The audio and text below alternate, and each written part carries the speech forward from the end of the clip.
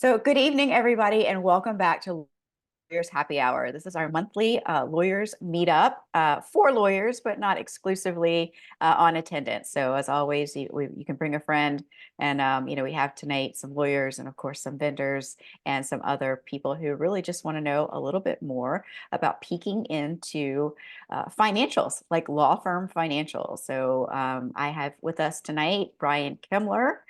He is a CFO for law firms, and he's actually going to peek behind the curtain. Let us peek behind the curtain and really find out how to do pricing and bonus structures and all those things that you always wanted to know and were afraid to ask.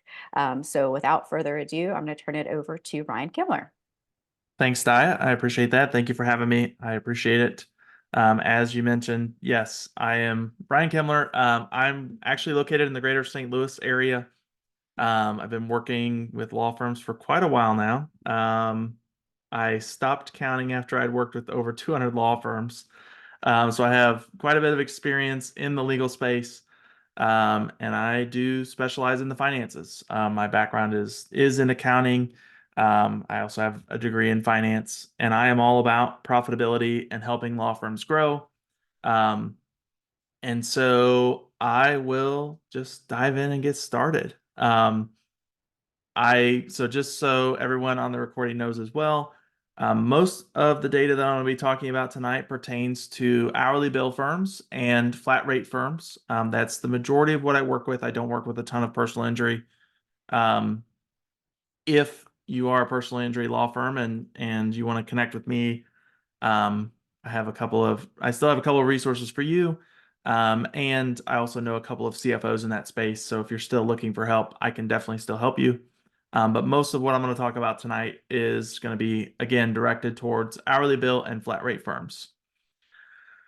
So, getting started, again, I'm going to dive into, billing and pricing and really scaling your firm. My kind of gold standard or rule of thumb that I use when I work with law firms, I break expenses down into three major buckets.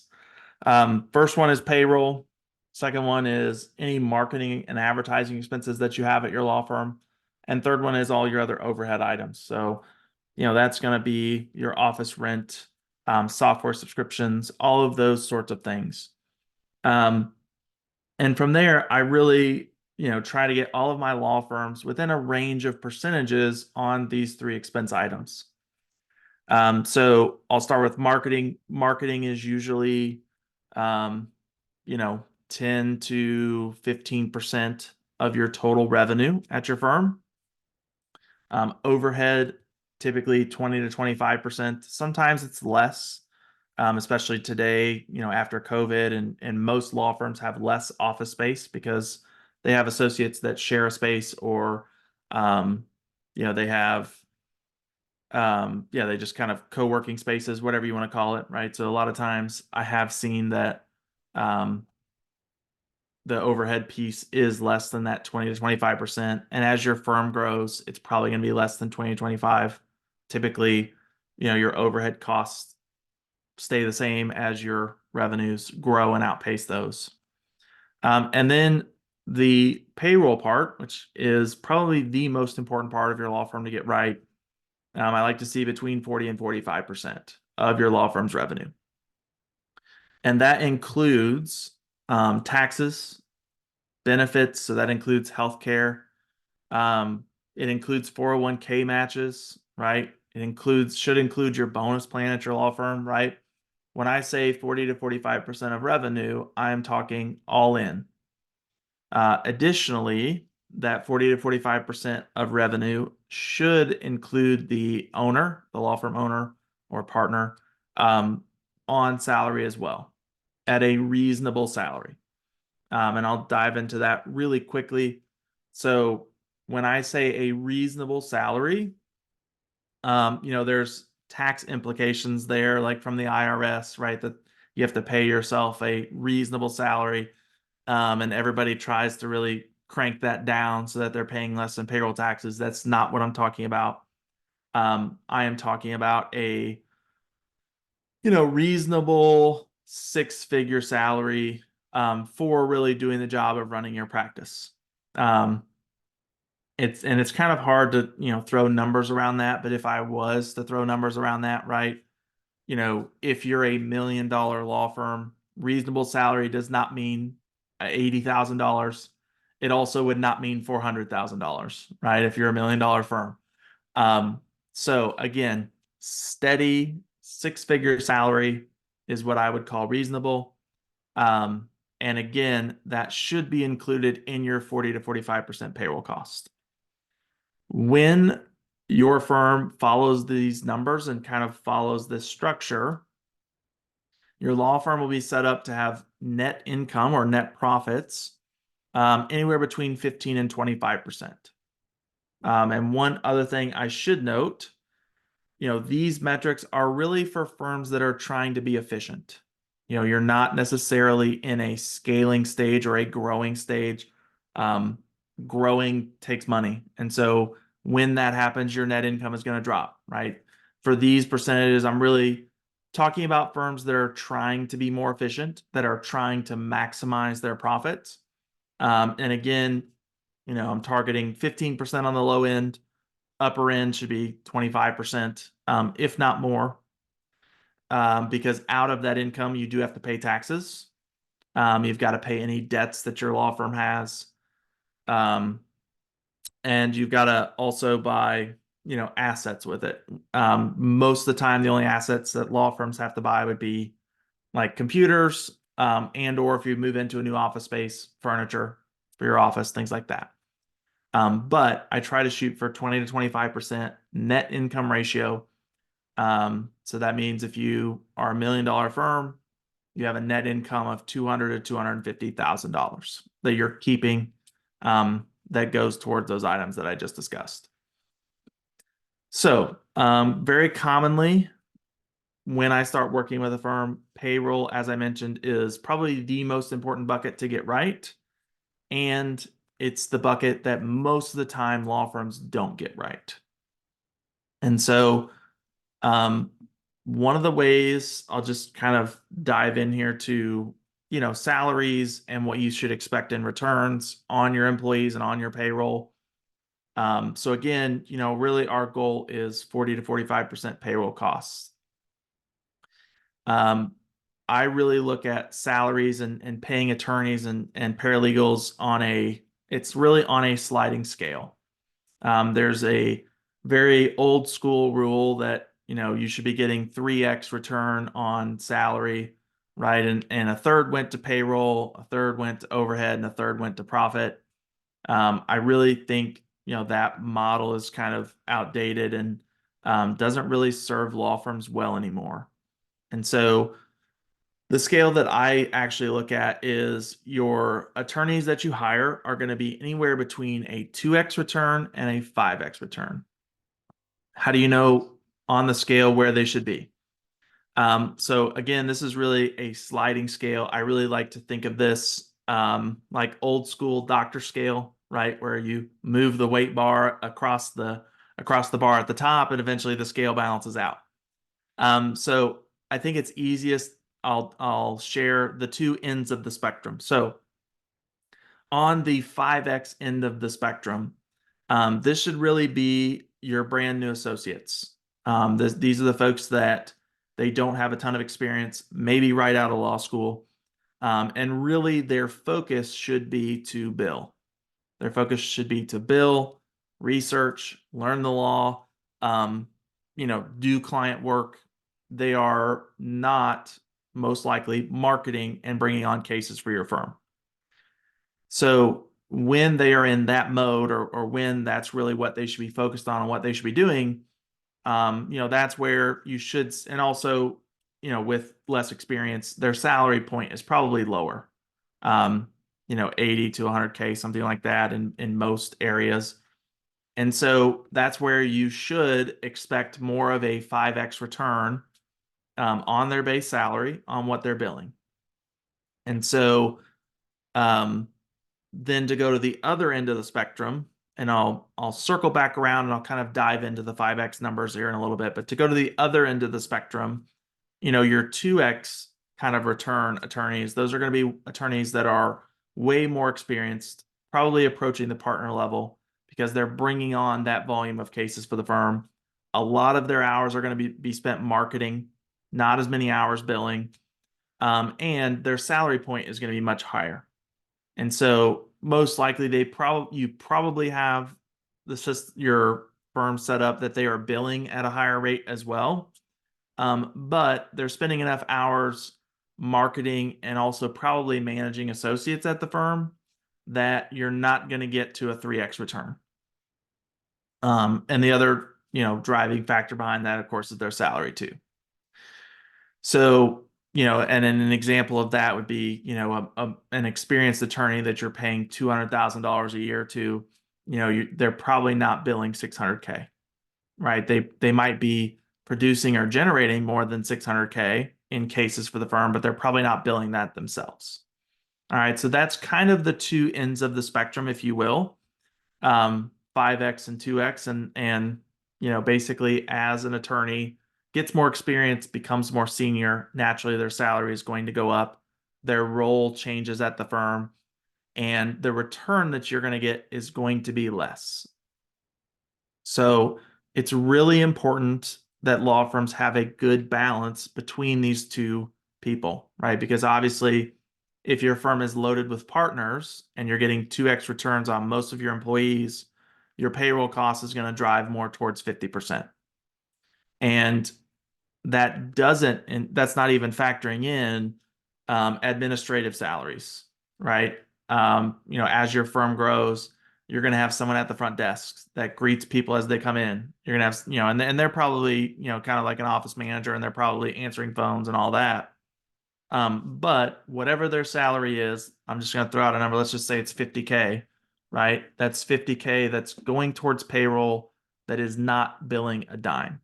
And so if your law firm is loaded with partners where you're getting a 2x return, your payroll costs are really, really going to drive towards 50% or higher, because you also have to factor in administrative salaries. And so, as I mentioned, it's really, really important to have a good balance of attorneys and staff that you have on hand between, attorneys that are achieving a 2x and attorneys that are achieving a 3, 4, 5x. That a good mixture there is going to keep your payroll costs down. So diving into the 5x, I think, looking at a brand new associate attorney is probably one of the best ways and one of the easiest ways to really evaluate if you have your pricing structured correctly. So in the hourly bill world, kind of the gold standard for annual hours is like 1,500 billed hours. That's kind of the gold standard number that everybody throws around. Yes, there are firms that require their associates to bill more than that, right? 1,600, 1,700, 1,800 hours. For the most part, in my opinion, that's really a churn and burn game, right? They're hiring those associates. The associates take that job to get a big name on their resume. They're probably only there 1 to 3 years before they're really burnt out and done. And so again, 1,500 hours is typically what I use as a reasonable standard. And so where I start with the attorney's salary. So let's say you're going to pay a brand new associate $100,000 a year.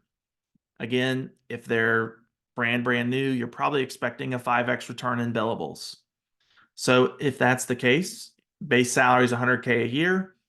You should be expecting that they're billing 500K a year. Now, the big question is that reasonable?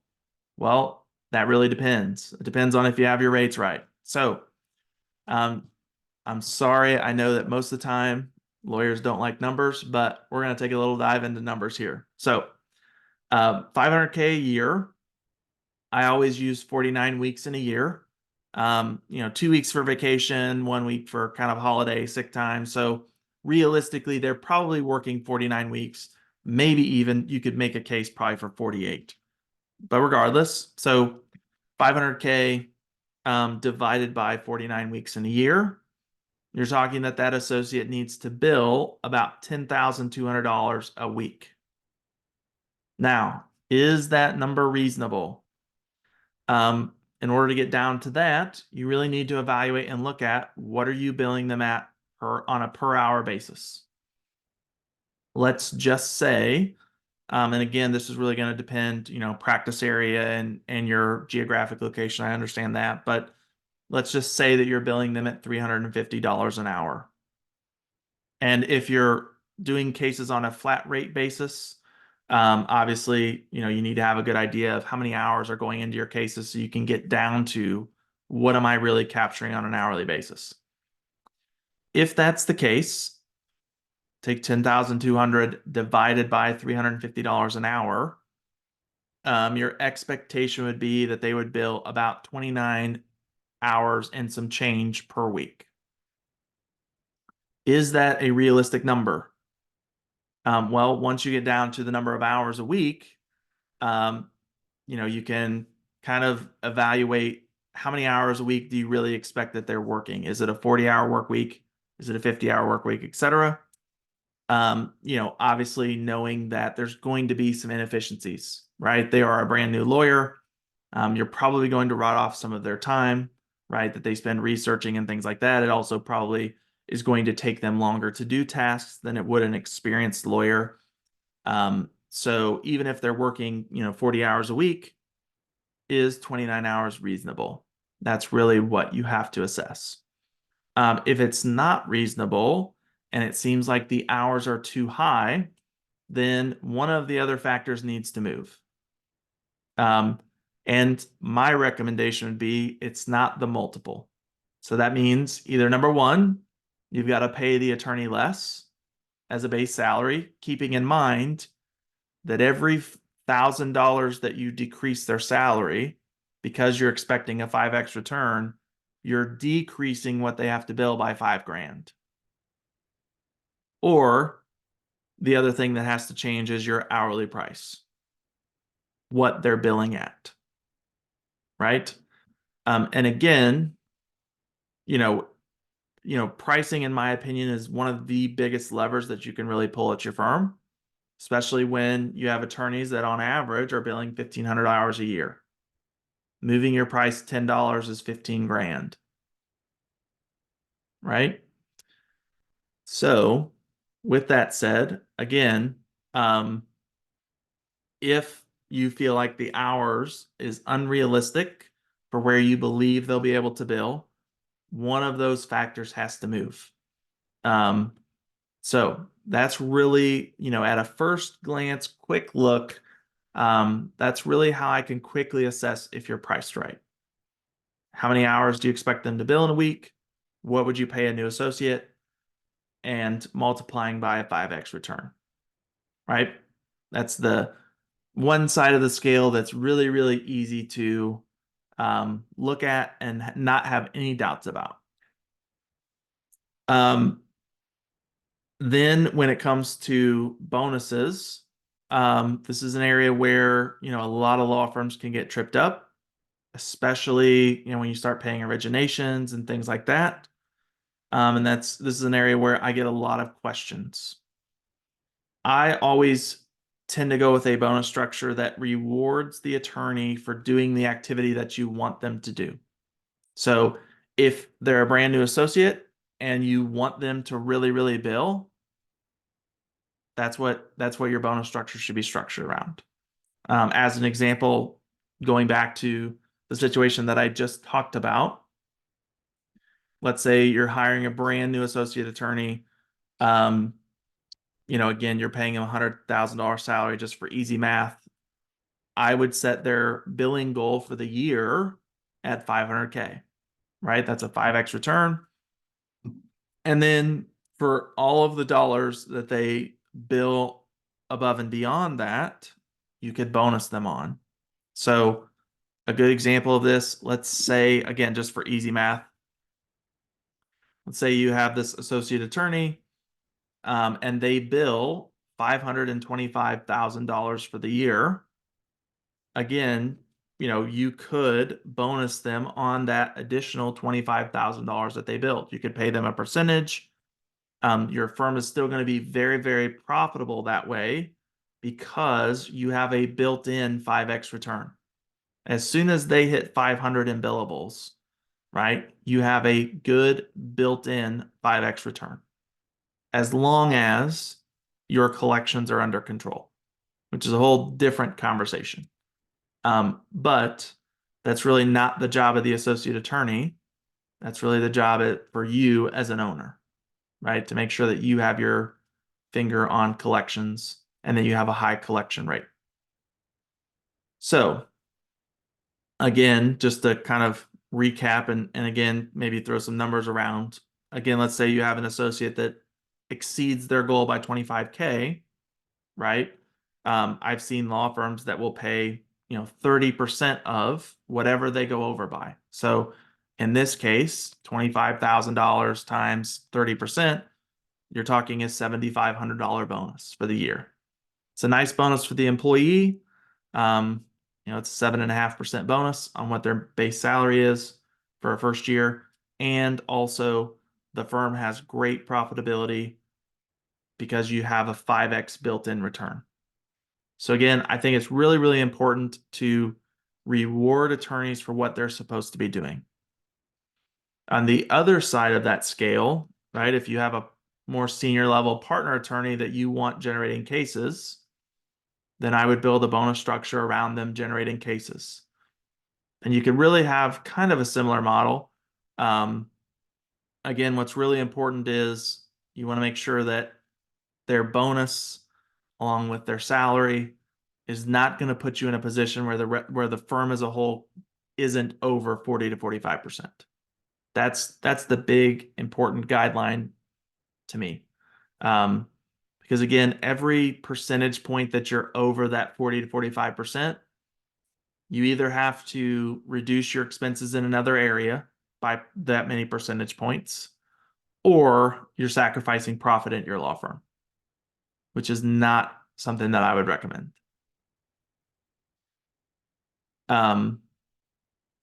Before I move forward, I'll stop and pause here, see if there's any questions on anything that I just covered, or if there's anything that was unclear. I'm happy to take those questions, and I'll pause here for a minute.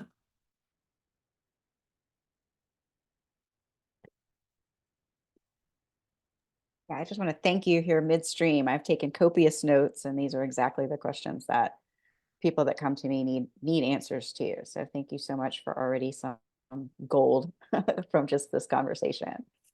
You're welcome, of course.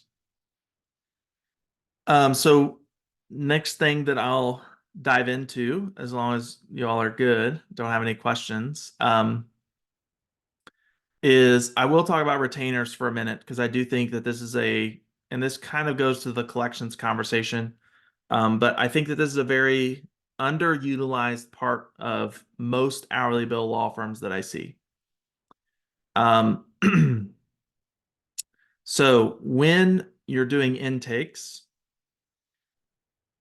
you should, estimate what you believe that you're going to bill on a case in a given month. So I'm just going to kind of pick a industry here, just because I was talking with an attorney today that's in this space. I'm just going to pick a divorce attorney. Let's just say that you're going to litigate and you think that this divorce case is going to be, a lot of billing, very stretched out. And let's just say, again, just to keep the math simple, you think that you're going to bill $3,000 in a month on this case. And that is, going to continue probably for the foreseeable future, right? And so if you're at, $300 an hour, you're talking 10 hours a month. What is really a best practice that I help the law firms that I work with implement is whatever you believe your monthly billing rate is going to be. And again, this is really an estimate to start out with. And the firms that I work with get better and better at estimating as time goes on. But you really need to collect a 3-month retainer from your client, whatever you believe you're going to bill. So in this case, if you're taking on this divorce, and again, let's just say it's $3,000 a month, you need a $9,000 retainer. I'm okay if it's paid split up over like 2 weeks, but you need a $9,000 retainer. And that retainer is going to be evergreen. And I'll explain how that works. And I'll also explain the reason why you need 3 months of a retainer. So today's April 4th. Just for simplicity's sake, let's say you took this case on April 1st. You're going to work the case this whole entire month of April, and you're going to issue a client their bill May 1st, if you're really getting your billing out on the 1st, which for most attorneys is not the case. I know from experience, but let's say that it is. You have 30-day terms, most likely, most firms do, which will stretch to June 1st. Meanwhile, you have also worked the case the whole entire month of May, right? When your client gets their bill and they see that the due date is June 1st, they take you halfway seriously. For whatever reason, most clients don't like to pay their lawyer. They borrow from the mortgage rule that it's due on the 1st, but it's not late till it's the 15th. And so most likely you started a case April 1st, you issued the first bill May 1st, it's due June 1st, and you're probably not going to get a payment until about June 15th-ish. So with that said, again, you started a case April 1st, you're not getting a payment until June 15th. We have 2.5 months of work that you will have done to this point before you're going to find out that you have a deadbeat client that's not going to pay you. Okay. So, and again, that's assuming you get your bill out on the 1st. Let's say a more realistic timeline, you get your bill out on the 5th or the 6th. Now all of a sudden it's June 20th, 21st, before you're finding out, hey, this client isn't going to pay me anymore. So when that happens, that's why you need 3 months. And when the client pays their bill, they are refilling their trust retainer. So you're going to issue the bill. When it goes beyond 30 days or when it gets to the due date, you're going to make a transfer from trust to operating to collect those funds earned. And the client is paying their bill, but they're really rebuilding their trust balance. So again, let's say it's $3K a month. They're rebuilding from $6,000 in trust to $9,000. And again, this is really to protect you and protect the firm. I've worked with too many firms that weren't doing this. They would collect a 1-month retainer and then they would work a month and a half for free for all their deadbeat clients before they would stop work on the case and disengage being their attorney. And so having 3 months, you can take 2.5 months of earned fees out of the 3 months, send your disengagement letter, and then send a refund of what is remaining of their retainer because you collected the 3 months. Implementing this system can take some time to getting used to, can take some adjustment, but it solves so many problems at your law firm. It is well worth it. Just in uncollected dollars alone, if you went back and you looked at the uncollected dollars in your law firm the last year, 2 years, 3 years, implementing this is well worth it. A lot of the firms that I work with after a few months of doing this, they probably 90 to 95% of their bills get paid with trust funds.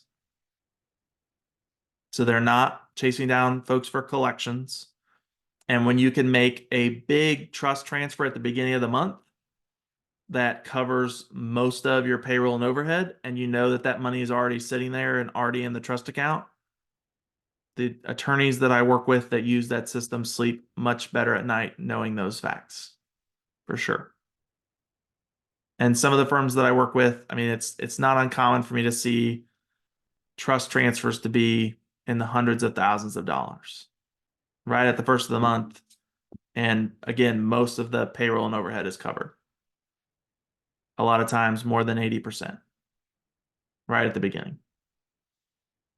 Um, the other thing that's, really important to implement with this system is to make sure that, you've got a CRM or something, so that your associates are in on and understand how much money the cases for the clients that the cases that they're working on have in trust. You really don't want to, again, collect a $9,000 retainer and all of a sudden in month one, you have an associate that runs a $7,200 bill. And so this really gives you checks and balances to see if you've collected enough of a retainer, and also gives your attorneys an idea of this is what is expected of me, this is how much we should be billing on this case. So before I move into the next part, which is actually the part that I'm going to wrap up with, I'll ask if there's any questions on what I just covered with retainers.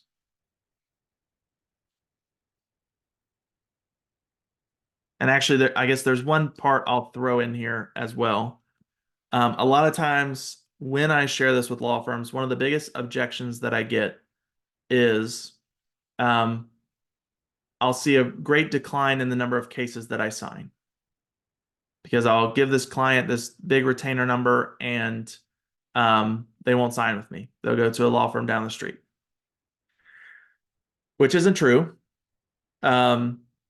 The key important point is you do have to sell a little bit differently, right? You have to help your client to understand, yes, I'm asking you for a $9,000 retainer. It'll be here, if you choose to end your case, that you can get a refund on what's not being billed. And yes, I understand that the law firm down the street's only asking for a $3,000 retainer, but also understand whether you work with me or you work with them, we're probably going to require about the same amount of money. And the difference between me and them is they're going to blow through your retainer that they're asking for very, very quickly. And you're going to be asked for a second payment very, very quickly. So you do have to change the way that you intake a little bit. But again, I've implemented this with a good number of law firms, probably over 100 at this point, and they do not see a decline in the amount of intakes that they have. Again, it's just explaining to the client and helping them understand the case is going to cost the same. It's just a matter if you pay for it more now or more later. Yeah, thanks for digging in on that, because that is true. It's the vocabulary around it. I found that conversation during the retainer is like how to get the client more sticky, how to get them more invested in actually their own case, so that they're not just putting it off, giving you a small amount to get started, putting it off on you, and then completely forgetting about it until they're behind. Also in a CLE, I took a long time ago, it was put on by one of the law payment programs, one of the people who interface with law, and they said not billing on time is also a breach of trust, and also they said it's tacky or bad form to have to put a client in collections. That's true, because you're not really, your role is not once that's happened. So love being able to head this off at the pass. Yes, for sure. For sure. All right. Last part that I'll dive into for the night. And this is really, what your financial team should look like as you grow, as you get bigger as a law firm. I think, it's really important. Most of the attorneys that I talk to, probably 95% or better, your expertise is not the finances, it's not the numbers. It's not why you got into, your own law practice. Okay. So with that said, I have found law firms that have 4 positions filled, with trusted advisors, with experts in their field, have way more success than the firms that don't.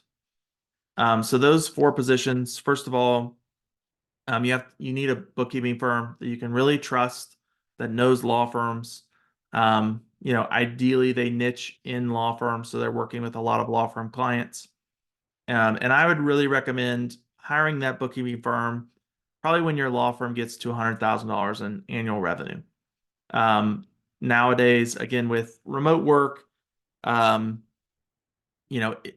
there's so many, experts out there that their firm focuses on law firms. And even at just over six figures, you can find a firm that will work with you, grow with you. Their price will grow as you grow. And they're affordable at 100K. If you're in need of filling that position, please reach out to me and let me know. I'm happy to help you do that. Second position kind of goes along with the bookkeeper, would be a tax preparer. And again, I really recommend get with an expert tax preparer really early. Find someone that you like and trust that's really responsive. And again, I would recommend around the same size, probably $100,000 in revenue a year. Don't do your taxes yourself. Leave it up to an expert. Let them handle it. Just going to protect you, keep you away from audits, keep you in compliance, all of that stuff, right? Really, really boring stuff, I know, but that's what I would recommend. Third position, as your firm, really starts to grow, probably $500,000 in revenue or more, is a part-time CFO. A lot like the capacity that I fulfill for the law firms that I work with. A CFO really, really differs from a bookkeeper. A bookkeeper is going to put together your financial statements for you. But a CFO is really going to dive into those with you, figure out where the weaknesses are in the business, and help you change the business so that we can, change weaknesses into strengths.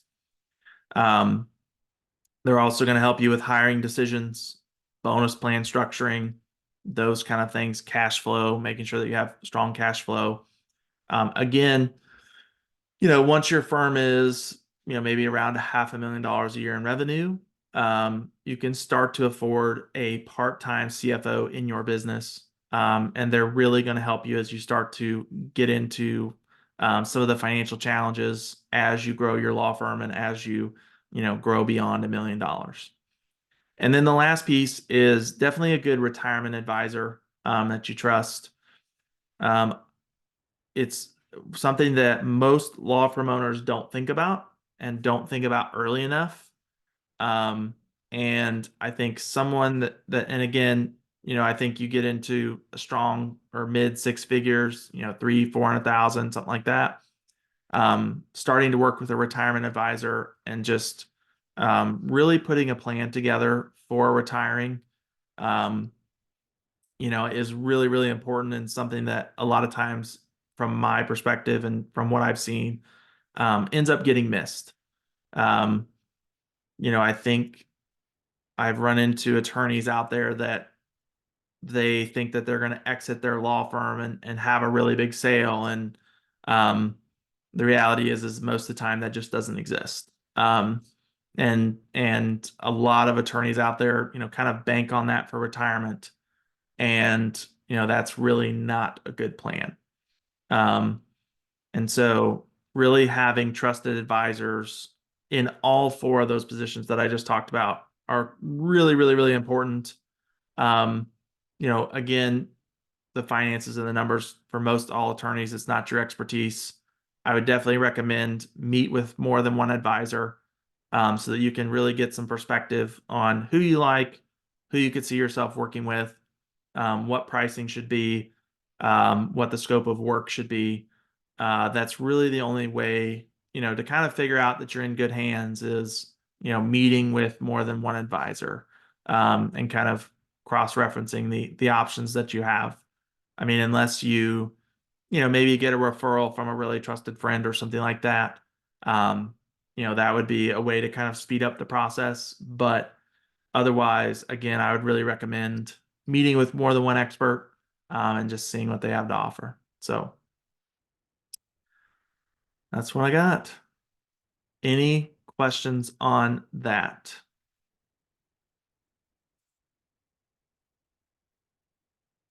I haven't looked in the chat. I don't know where it is, Yeah. or if we have any questions there, but Do we have any questions live here? Yeah, Questions? this is James. I have a question. When you are, earlier when you were talking about your 2 to 5x multiple and you were really focusing on billable hours. How do you think about it when you're talking about client origination and the value of that client? Yep.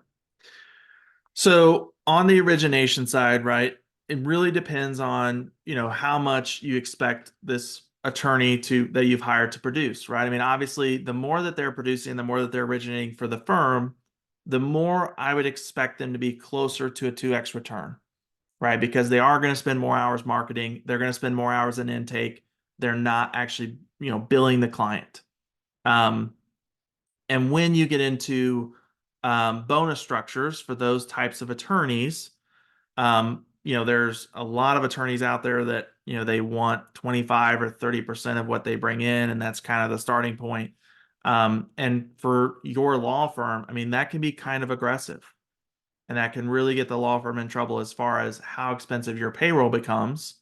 And that, has a direct impact on your profitability. And so, while originating cases is great and has to happen for the firm, you also have to have someone that's taking care of those cases. So it is really valuable and it's an important part to look at. And it's also really important to evaluate, the structure that you have around bonusing for that origination. And really evaluate, for any bonus plan that I put together, I'm always asking two questions. Number one, is it profitable? Meaning, as a firm, can we take out our expenses, take out what we're paying as a bonus, and we're making at least 20 to 25%? Is it profitable? Number one. And number two is it scalable? So if I brought in 10 attorneys on the exact same model, is it scalable? Do the numbers work? Or would it bankrupt the firm? And a lot of times what I've seen is it's not scalable. That's the big question that most bonus plans that I've seen don't pass, is it's not scalable. Great, thank you. Of course, absolutely. Yeah, that's a great question. And that's like why having a CFO or someone to advise you on this, you can see around the corner, you can see what's and projecting in the future. So often as business owners and firm owners, we work in the now, or we work in the 1 to 2 year plan and not the longer term plan or the growth plan. So those are excellent questions. Yeah. And you mentioned also selling an exit strategy. So as maybe a coincidence, or maybe just it's a hot topic, our speaker in August is about how to sell a law firm. But a lot of it's like how to get it ready to sell. And I kind of liken it like, you ever sold your house, like you spend like a year getting it ready to sell, and then it's the most amazing house ever. And then you're like, well, why did I live here for 10 years with it not being the most amazing house ever? And so very similar to the law firm. It can be great. Why not make it great for ourselves? So, Absolutely. Absolutely. Awesome. wonderful.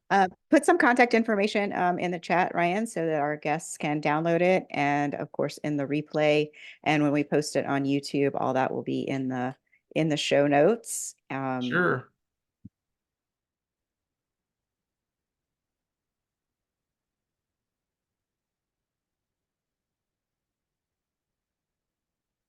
All right, so next, there is my direct email. Also, there's my website. It is going to be going under some construction soon, but there is a link on the top of my website that you can directly book a call with me. Let me see, and I probably do have a link handy. Just one second. and Zoom has moved the save chat dots to the top of the chat instead of the bottom. If y'all are looking for the save chat. So here's my calendar link as well. Go.onesub.com/profit. Again, that gets directly on my calendar. It's a 30-minute complimentary session with me. So I'm happy to, connect with any of your listeners, followers. And yeah, best way to reach out there in the chat. So Wonderful. Thank you so much, Ryan. I want to thank you for all of this. This has been great. I took a lot of notes, and I'm sure I'll have a lot more questions. So coming up next month, we're going to be meeting on May 9th, which is the second Thursday of May, and we're going to be talking about scaling success, mastering law firm growth with outsourcing. So we have an established paralegal agency coming to talk to us about how to use outsourced paralegals. So that's what's up next. So have a wonderful rest of your evening, wonderful weekend, and we will see you all again soon. Thank you.